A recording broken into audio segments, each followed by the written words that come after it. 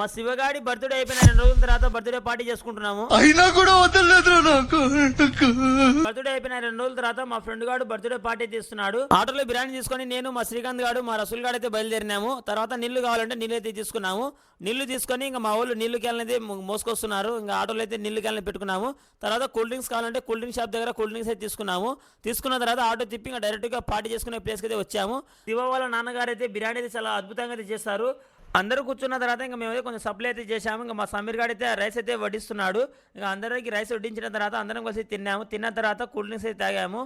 Cake cutting కోసం cake అనేది ready చేశారు. కేక్ ని రెడీ చేసిన తర్వాత మా వాళ్ళు అయితే సరదాగా కాసేపు అయితే మాట్లాడుకున్నారు.